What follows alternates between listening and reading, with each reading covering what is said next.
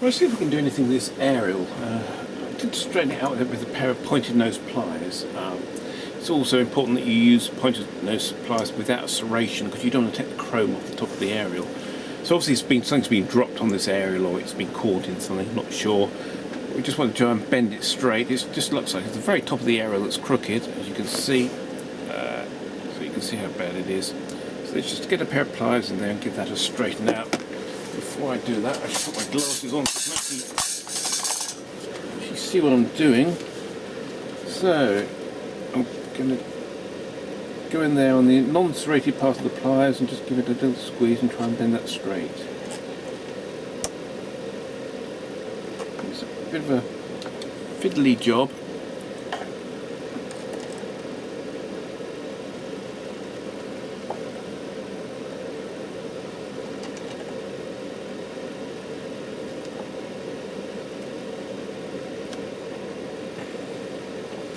Okay, what I'm going to try and do is bend the top of the... I might need something else to bend that round with. So let's get this top part of the aerial straight as we can. Basically the top of the aerial now is crooked, so just try and bend that straight.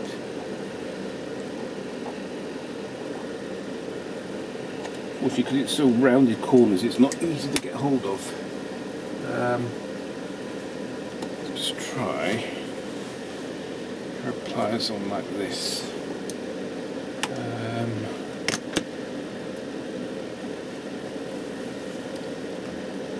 Sometimes this ends unscrew. Let's see if it does on this one. Yeah, does it? Yeah, it does. Okay. So there's the end of the aerials unscrewed there. You can see that. This way it's not very easy because it's obviously spinning on its turntable. Just see if I can stop it from turning on its turntable. It should help it stop it moving. So you can see how crooked it is right at the very end. So let's see if we can straighten this out with a pair of pliers now. You don't want to break it.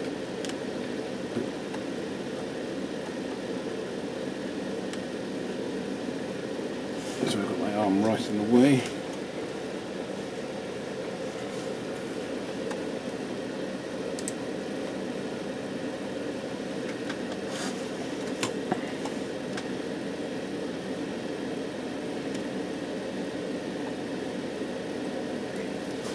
It's better. Still not great.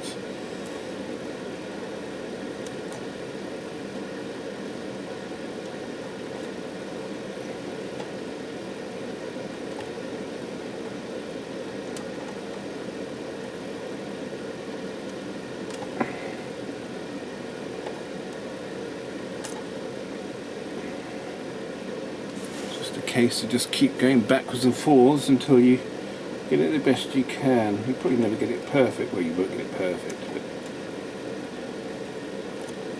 it's just a bit of sort of like looking at it, twisting it around, seeing where there's the point you want to bend it, and sort of see what I think needs to be done. It's getting better actually, much better than it was. A bit of a delicate adjustment. So let's put the top of the aerial back on. What it looks like now.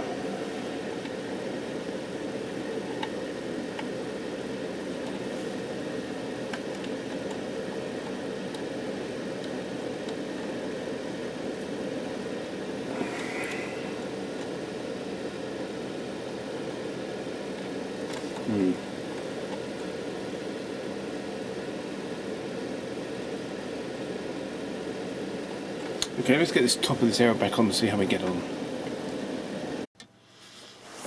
Right, that's the power amp removed. Straightforward. You just slide this this board out, and it's the power amp's mounted on there. Just disconnect the two connectors, and you've got the power amplifier out.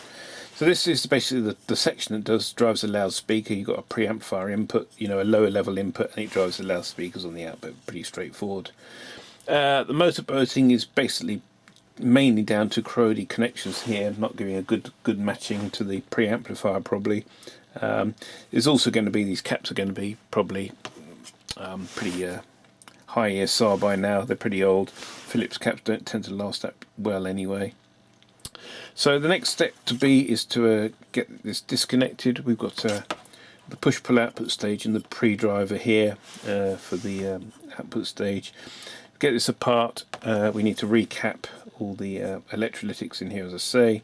I haven't got any axials, unfortunately, but I should be able to get a radial capacitor in there without too much of a problem. And yeah, then hopefully that will sort the power amplifier stage out. We can move on to the rest of the radio. Okay, that's a bit of a clearer view of the inside of the amplifier. Driver, push-pull output stage. It looks like there's a link here, a wire link that I think you actually remove for setting quiescent current. We've got two pots here, one for a bias adjustment, one for zero crossing, or basically symmetrical clipping. Basically, it alters the drive between the two output transistors so the waveform at full voltage is asymmetrically clipped, reduces the distortion at a high level. These are the caps we're going to replace. These Phillips, 1, 2, 3. There's one underneath these heat sinks here. You might not be able to see it. Just lift these up slightly. You've got this cap at the back here. So there's 5 electrolytics to replace. Pretty straightforward. If you've ever got problems with these amplifiers after you recapped it and you've adjusted the bias and everything, and it still seems wrong, don't rule these resistors out. They are not 100% reliable. I know some people say that they're pretty good. They are pretty good, but I have come across them where they are high resistance. They've got very high resistance. Carbon comp resistors were never that great anyway. These were probably slightly better carbon comp resistors than some of the stuff you get in the sort of like this era, but they are prone to failure. Don't ignore them. Likewise, there's always been pretty reliable. The what they call the tropical fish capacitors, they were always very reliable. I always believed up to sort of very recently that these caps never went wrong, but they are starting to fail. They are starting to sort of like delaminate, and the casing comes off. And if the casing comes off, they get water in them, and then they become hygroscopic, and then they become a resistor, basically turn them into a wax capacitor, really. So yeah, let's start with getting some of these caps out, checking them, and see how we find. Okay, that's the board recapped. I replaced all the capacitors. I did actually check them all, but I didn't want to do it on video because it's laborious watching people rechecking capacitors, and you didn't want to see me changing them all. But you can trust me that they were all tested okay. They all tested actually very strong. There was no leakage. They all had pretty low ESR. This is a, I think it's the 4.7, isn't it? 4.7, is it? That's 22 at 22 volts. And I've replaced it with a new old stock 22 at 100 volts, which is obviously never been used. So there's a chance that capacitor's, going to last longer. Though it has, because it's a higher voltage, it has a poorer ESR than this one. But at least it's a new capacitor, and it's going to probably last longer than leaving this old one in and just hoping it's going to limp on. So you can see the caps have all been replaced. Everything's ready to go on this power amplifier stage. I'm just going to go through and check some of the resistor values, but I don't really expect anything to be a mile out. They're not, I think they're 10% resistors, and it's not super critical. As long as they're within their 10% tolerance, they'll be fine. If I find anything, I'll show you on the video. But so I'm going to go through those now and check those, and then hopefully we can move on to the next stage. Right, amplifier's back in. I'm just at this stage just checking my work as I go through. Just want to make sure everything's still working. I want to just sort of recap it on the amplifier, recap the IF and RF section, and then find it doesn't work, because then I've got to try and work out what I've done wrong. So let's try it now. The amplifier's been recapped. I don't expect any improvement because those caps are, as I say, were perfectly okay. No real reason to change them apart from they're sort of like knocking on 50 years old. Let's try it.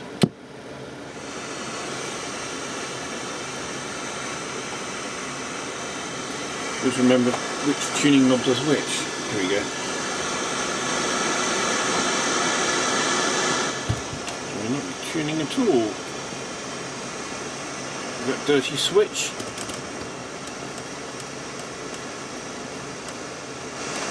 No, wrong tuning knob, that's why.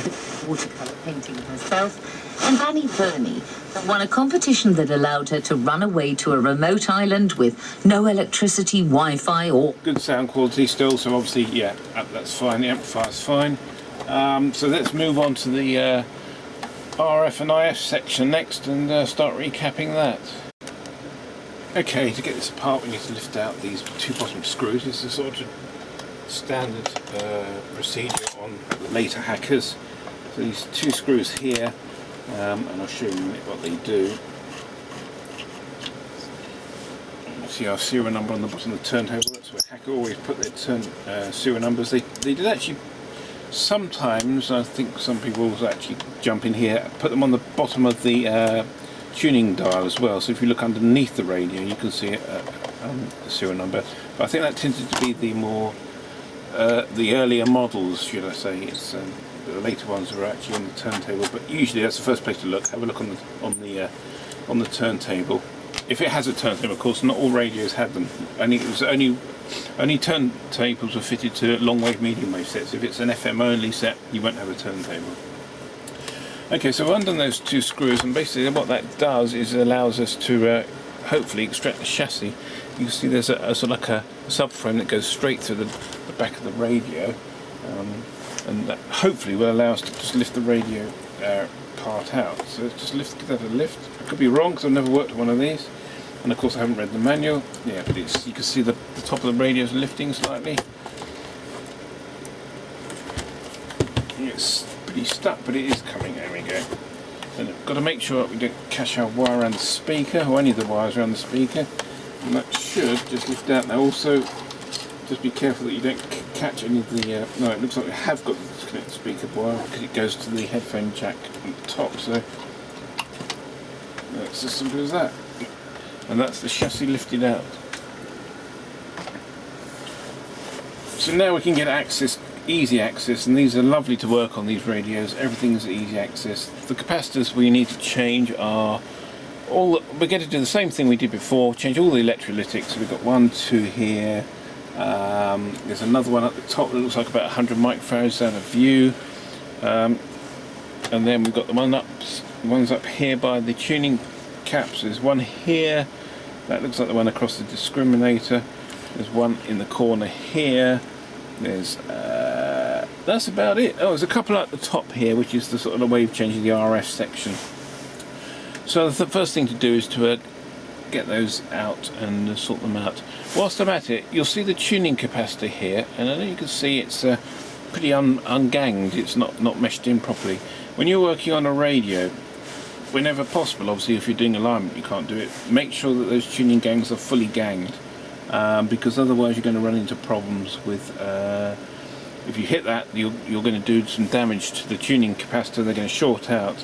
And actually this tuning capacitor has been messing around a bit, and I'm just looking at, and you can see here, zoom in a bit without it getting out of focus, there's a bit of damage to one of the tuning capacitors. Let me just bring this round so you can see it a bit easier. Where are we?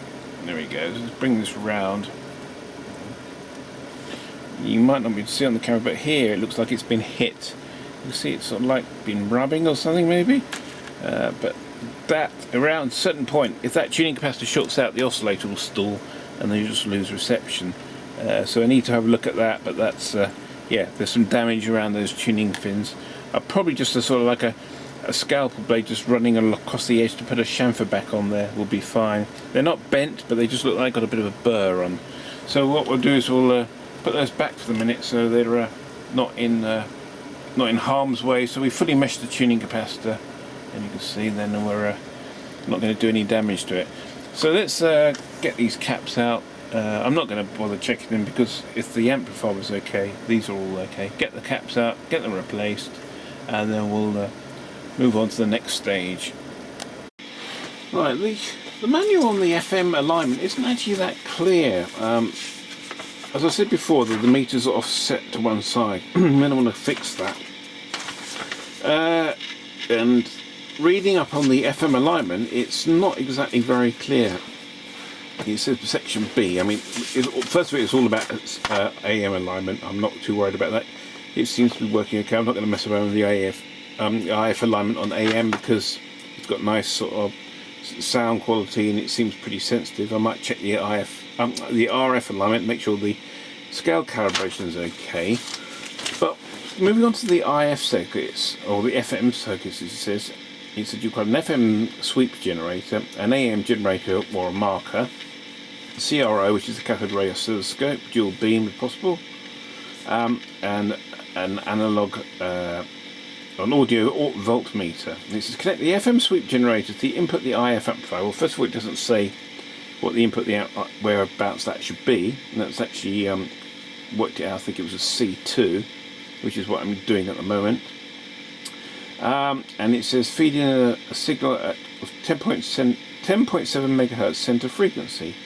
Connect one input of the CRO to the top of the volume control, which is what I've done, and the other input, disconnect the end of CR23 to the input of the to show the IF response. So that's exactly that's what you've got wired up here, and this is what you're seeing here. And we've got a nice clean, if not symmetrical, IF S-curve. Now this is looks like the S-curve is good. What you're seeing here is the center line that's running across is the 0 volt line, and now discriminators all pushed over one side. So it says if the response is solely, the IF response is solely dependent on the ceramic filter, and therefore adjustment of only the ratio detector coil is necessary for optimum discriminator response centered on the IF passband, which is what we're basically doing. So our crossing point, basically where the line is, where it crosses the, you've got the horizontal line and it's sweeping up, that's our center point. We need to bring that down so it's symmetrical either side, and that in theory should bring our meter back online. They're saying not to adjust any of the other IF amplifiers. It has got IF cores in it, but it hasn't mentioned to adjust them. And we're not going to, because the sensitivity is okay, the sound is distorted. Classic sign of a miscalibrated IF amplifier. So what we're going to do is we're going to get our twiddling sticks out, and I'm going to just gently adjust the IF transformer just to see if we can bring that IF S-curve back to sort of the center of the screen. So what I'm looking for is the S to start here, not go as high, come down, and it'll be symmetrical across between the two to the center line. So I'm getting my little tool in the little core now, and I'm just going to do a little adjustment now. Okay, it's adjusting the shape slightly, but nothing else. Okay, so I need to double check that I'm adjusting the right core. I'm just going to read on a bit further, because that was a very small adjustment, but it should have quite a large swing on things. Let me just try this other core here. It could actually be there's something wrong with this. It could be actually one of the ratio detector diodes is actually leaky or something. I doubt it very much. Let's try this. Okay.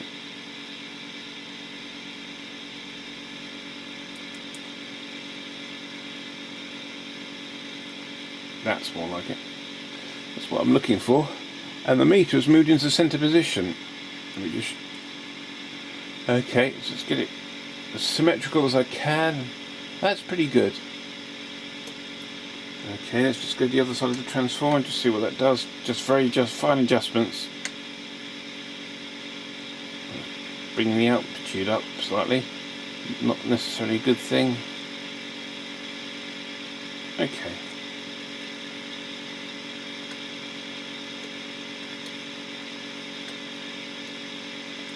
Just going back again. So we want the curve as symmetrical as possible.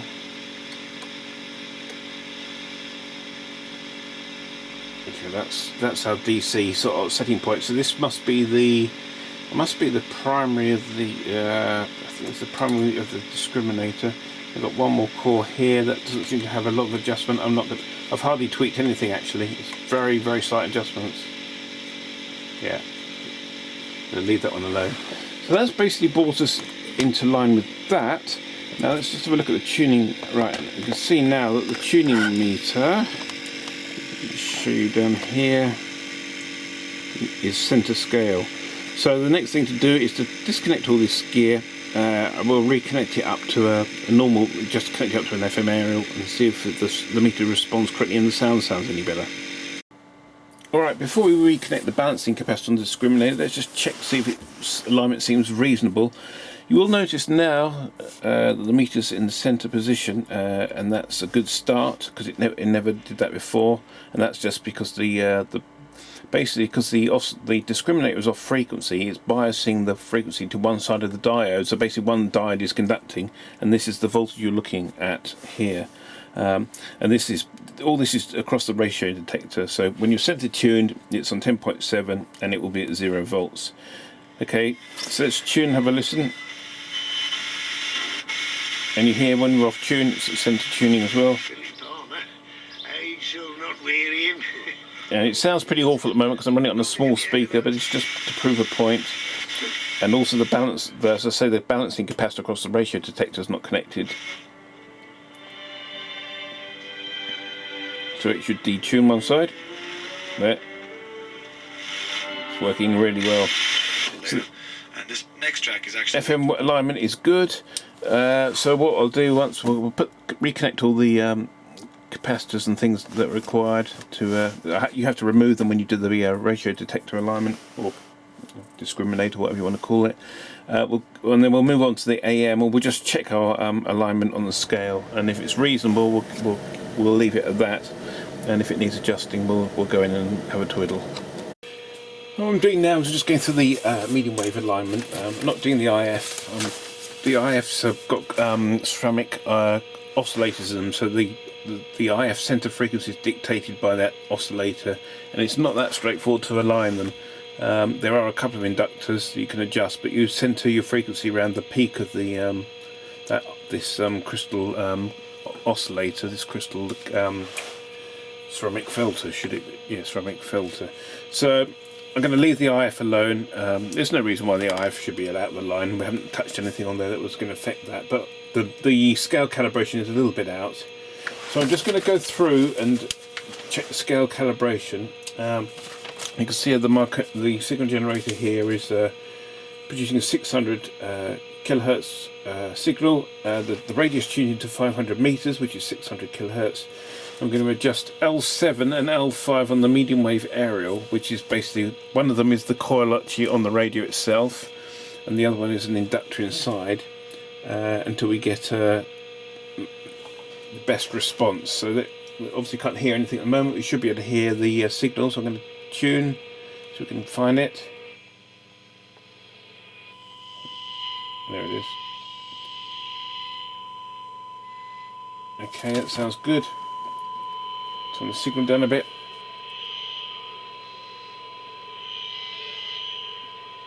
That's good. Now I'm not going to, as I say, there's two adjustments. One's the aerial adjustment. I'm not going to adjust that. I'm going to leave that alone. They're too fragile.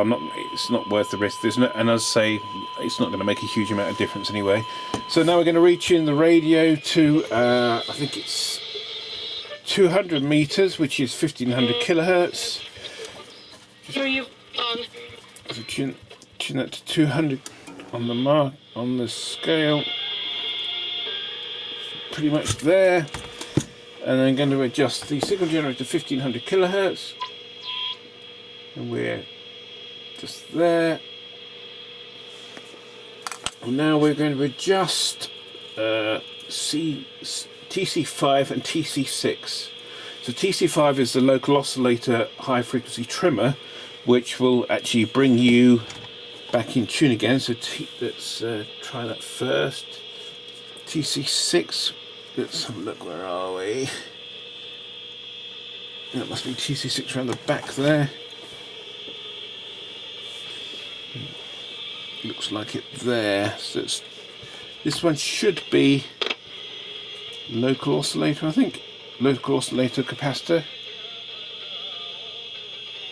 No, that's the aerial trimmer. So where's TC6? Oh, I can see TC6. Okay, so this should bring us on. This is just in the high end tuning compensation. So we should hear our tone.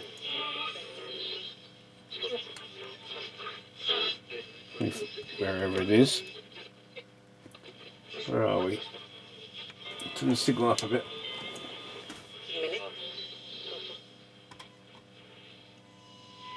There it is.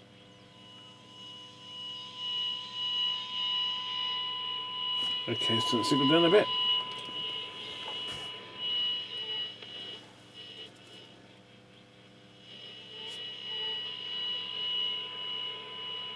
That's good.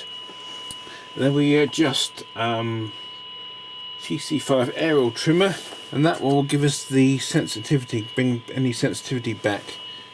So basically the first coil, the capacitor we just adjusted, basically aligns the oscillator to the right point on the scale, and this one is just matching to the aerial amplifier. So let's go and adjust that.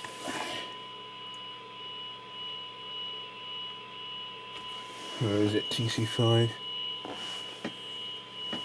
Right, right at the back. There it is. So you should hear an adjustment here. Okay, let's make it worse. Let's turn the signal down.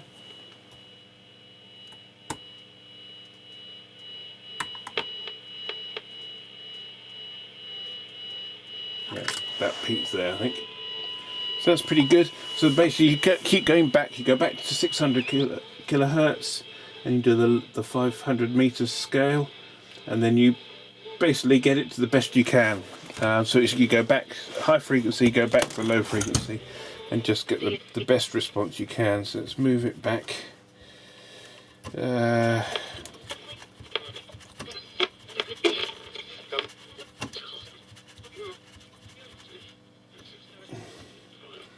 So we're going back to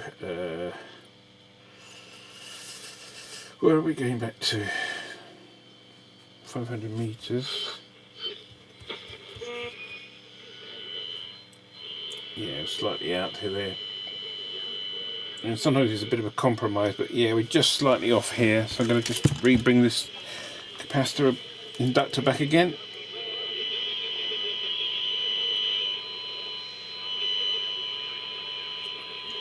Okay. So that's basically got it aligned on the medium wave scale, so the scale calibration should be good. We'll move on to checking the long wave and the short wave bands. Right, we're on short wave band 2 now. We're injecting 4 megahertz loosely coupled into the radio. We need to adjust L4 and TC4 for maximum response on the audio. So let's do that now. This is TC4. This will be the oscillator. Okay, it seems pretty good. That's at 4 megs. So we're just checking to make sure our scale calibration is correct. Where are we? Just checking. We're on 4 meg. Oh no, we're not. We're slightly off here. So there's 4 meg there. So scale calibration is correct. So adjusting the coil again. L4. So this is the oscillator adjustment, or the oscillator trim. Get the tool to go in.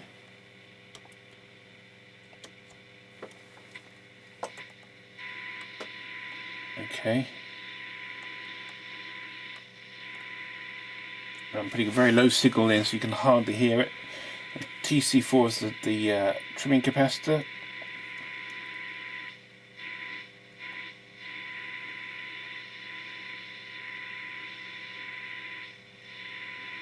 So that's adjusted up as well as we're going to get it. That sounds pretty good. Let me just check, make sure we don't have to do anything else. Oh no, sorry. The first one was, yeah, that we did L4, and that's correct at that frequency, but TC4 has to be done at 10 megs. So got to reach into 10 megahertz on the scale. I thought that seemed wrong.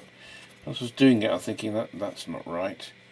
So shortwave 2, 10 meg is right at the other end of the scale.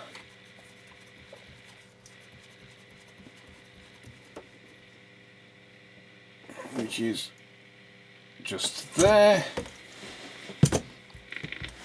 Just our signal generator 10 meg, which is about here. Okay, and then just that TC4 until we can hear the tone. It's very jumpy, but you can hear it there. Okay. So there's your 10 meg. So that's coming through. If you go back again, you check the coil again, and this is what you have to do on these. You have to keep going backs and forths until you you null out the errors. So let's go back to 4 megahertz, which is there. Reaching the signal generator to 4 megs.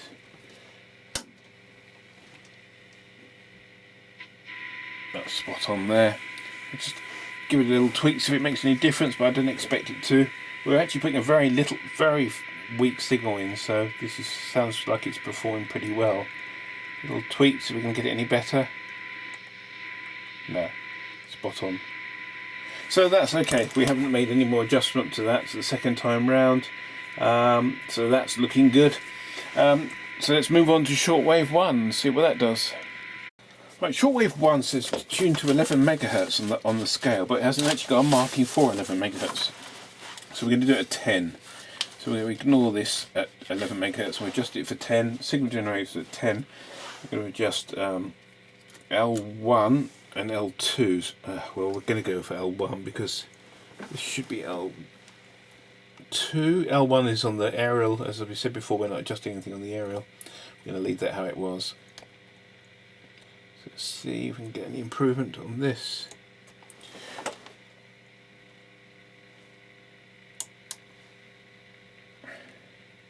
Coil's a bit stiff, we had to be a bit careful with these.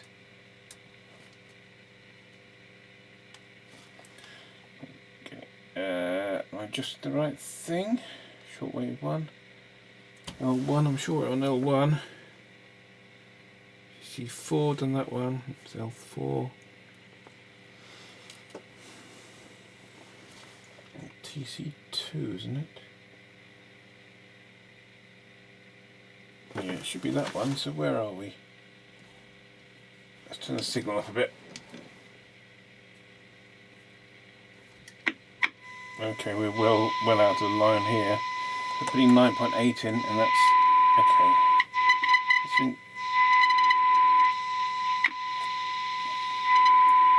Try and get this a bit closer. We're quite a way out of alignment here.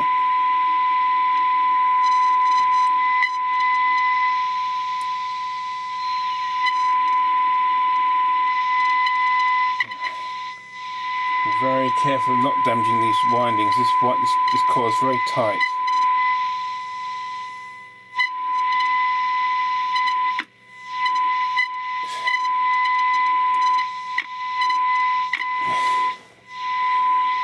Right, bear with me whilst I try and get this transformer loose. Right, this is a response of sweeping the AM section. So we're looking at the response of the pass band. We're not looking for an S-curve. This is the response of the pass band here, and you can see it's not great. It's a bit sort of all over the place. Now it does look like someone's been into this radio before. I thought that on one of the shortwave bands the core was difficult to turn.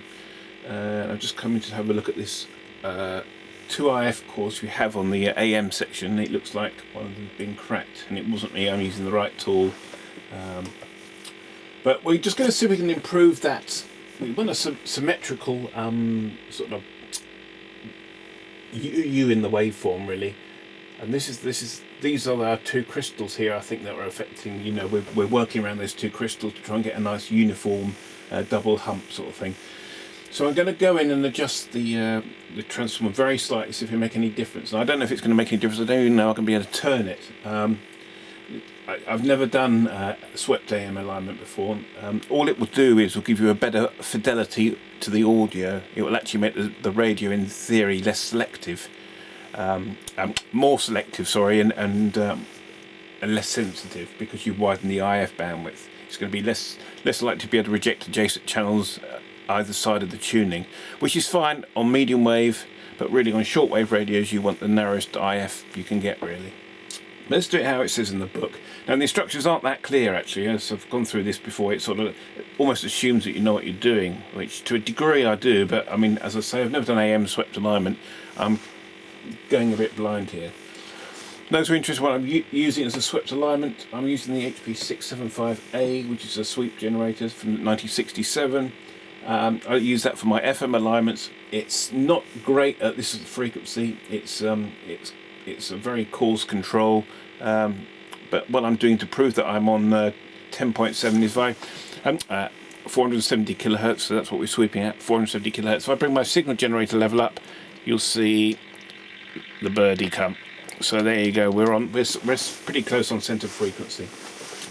So let's stop waffling on. Let's get the old screwdriver in there and have a twiddle. So I'm just going to adjust it very slightly, the first core, so we can improve anything. Make it worse. This quartet. Oh, look. That's pretty nice. That's the sort of response I would like to see. I'm going to turn the drive's RF signal level down. Make sure we're not pushing the AGC on. Maybe the volts per division up a bit. It's a bit jumpy and twitchy because the way it's triggering isn't great. I think that's pretty good like that. So that's the first transformer.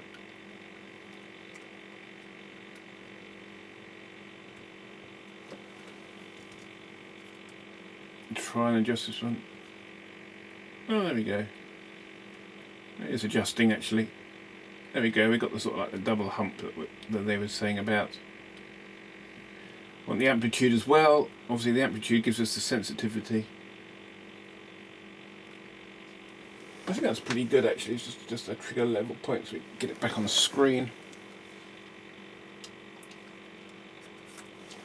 Try the other transformer again.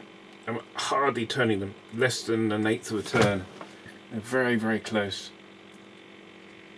Yeah, you can see that one sort of affects the... That gives a nice symmetrical...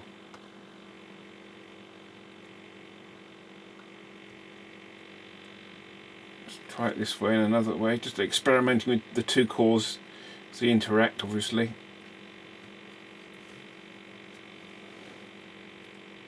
Yeah, I'm not getting any better on that one, so let's go back again. I'm sticking my head in the way all the time, sorry about that. Let's bring the radio a bit closer.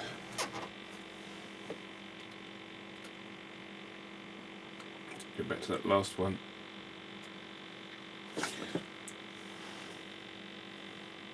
See my nose in the way, it's the first thing that... Okay, so that's about amplitude. You see our maximum amount of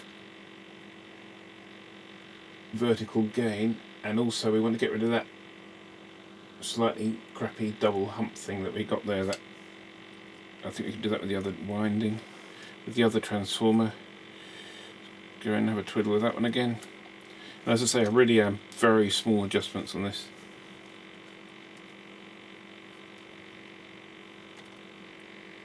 To make it worse, sort of evening out that hump a bit.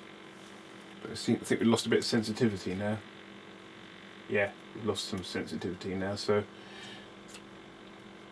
it's going to be a bit of a compromise. We need to just check, make sure we're on this frequency still. There we go. That's pretty good. I don't think I'm going to get much better than that. Oh, we're losing triggering.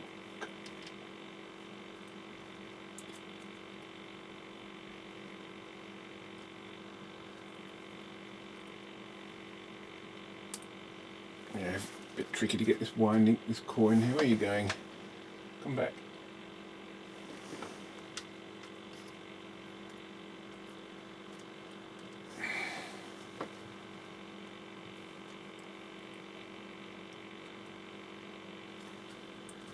Yeah, this core really doesn't like turning.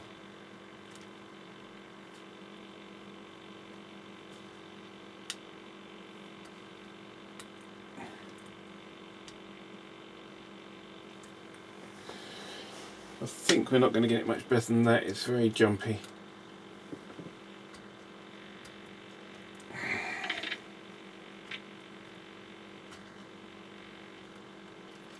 Just check we're on 470 still. What you can do is set the marker generator to 470 and stop the sweep on this, and look for the heterodyne, which is there. It is. Okay, so back on 470 again, because I know the Roden Schwartz is accurate. Just start a sweep again, readjust our trigger. So try one more time. So I think we're basically done here, but I think I'll just finish off here and then we'll move on to the RF alignment on the AM section.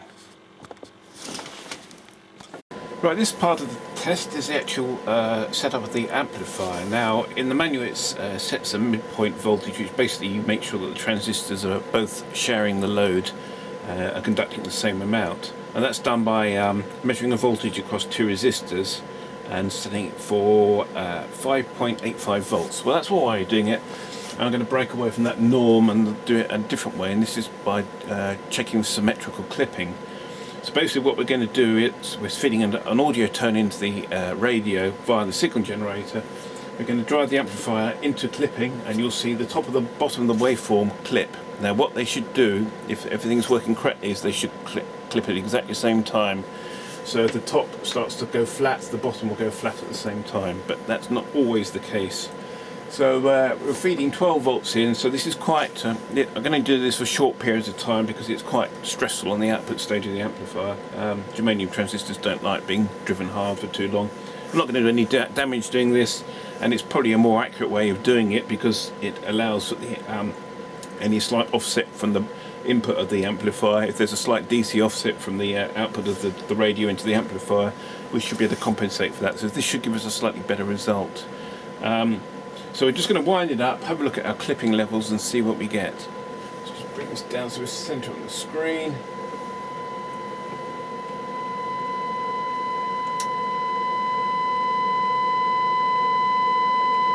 about to go into clipping now, as you think. There you see the top's clipping and the bottom's not clipping, so okay, it's slightly offset. So we'll find the potentiometer that balances those two transistors out, and we'll have another go. Let's get that little pot twiddler in there. Make sure it actually meshes in this resistor. Just bear with me whilst I get this. Probably better off using a normal screwdriver actually. There's not a lot of room. Okay, we're in. So we're looking for symmetrical clipping.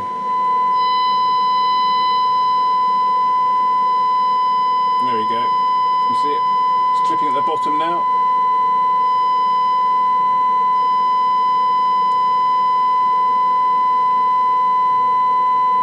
It's pretty good.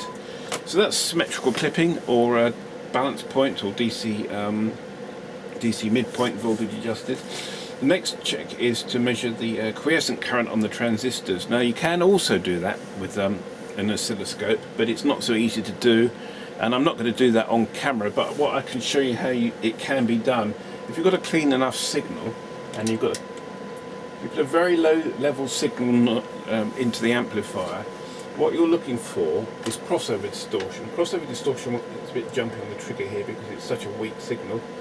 The crossover distortion will occur at the crossing point. So if you put them around the scope so its center is 0, and the crossing point will be just here, and if there's any crossover distortion you'll see that as like a notch, and that's basically because the transistor wasn't turned on, wasn't biased on. As you start to push the audio into it, then suddenly the transistor switched on, but that will give you a big step, a step in the waveform, and it will cause what's called crossover distortion. Difficult to trigger on this such a low level. But yes, that's what you're looking for if you're doing it with a scope. And usually you can hear it. If it's really bad at this sort of low level, you will hear the distortion at low level. That's less noticeable at high level. You must put as low a signal as you can as possible. Well, I think basically this radio's aligned now.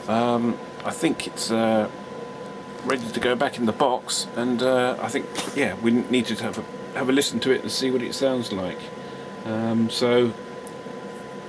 let's get it back in the box and tune around and see what it works like. Okay, back together. So let's just have a quick listen through and start on FM and have a listen, see what the sound quality is like. You don't want to stop too long on anything, we're going to get copyright, which is always a pain. So let's have a listen.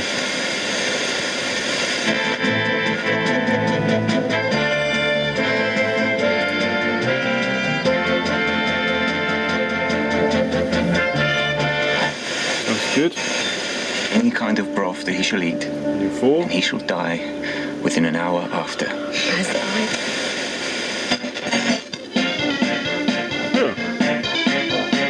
Recognise that.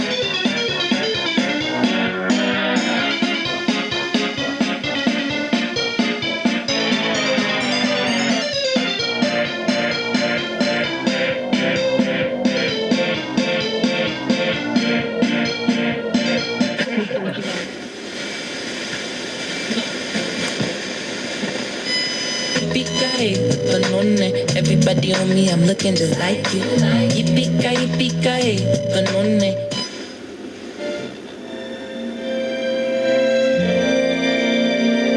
It does sound really very nice. That sounds really good actually. Let's go to long wave now. Now we've done the IF alignment. Let's just make sure we've got all our signal generators off because there's lots of noise being generated in here. Unfortunately the camera generates a lot of noise as well, but so we can tune away from that.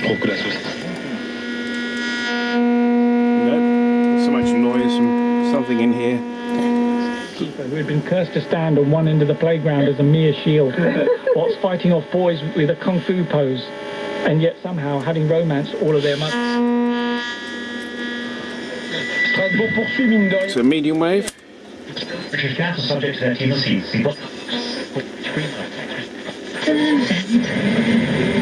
first miracle Jesus did. And actually,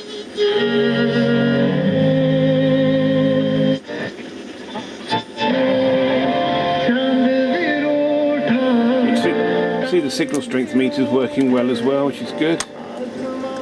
We'll check it on VHF as well to make sure it's centered properly.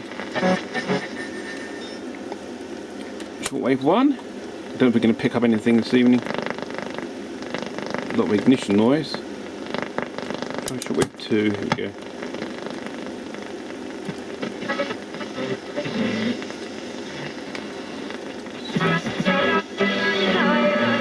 Down spread work. Down spread works.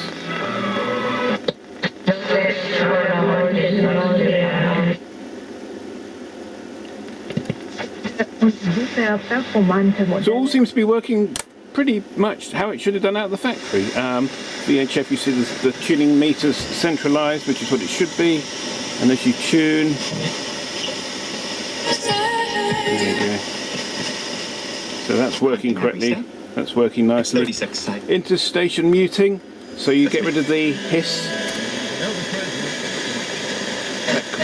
That was working earlier on. It probably needs it turning up very slightly. That's just a muting pot. There we go. The trouble is, it's so much interference in the workshop at the moment from the camera. It's breaking through the muting level, but that is working. And of course, the AFC. We've got to check to see if the AFC seems to work. The best way to do that was tune into a radio station, slightly detune. You can see on that on the meter actually. And press AFC, it should pull it back in again, which it has. You see that pulling it back in. So basically that concludes certainly the electronics side of the RP75.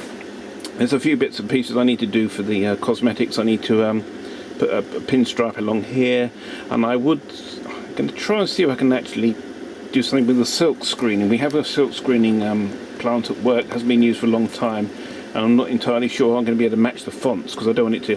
It's trouble is with things like this, if you do silk screening it could stand out like a sore thumb, it could look bloody awful, and it would look worse than just leaving it how it is. But it's all back together, it's all pretty straight. The aerial's nice and straight now, and the radio sounds lovely. I'm waiting for a battery tray that's coming from China, and order some batteries, and then I think I'm going to take it home and use it in the kitchen because it's such a lovely sounding radio. I'd like to thank George Christophe again. Thank you very much for sending this radio on. I've really enjoyed doing this one actually, a bit special. And thanks for watching. Subscribe, thumbs up, all the other junk, and more to come.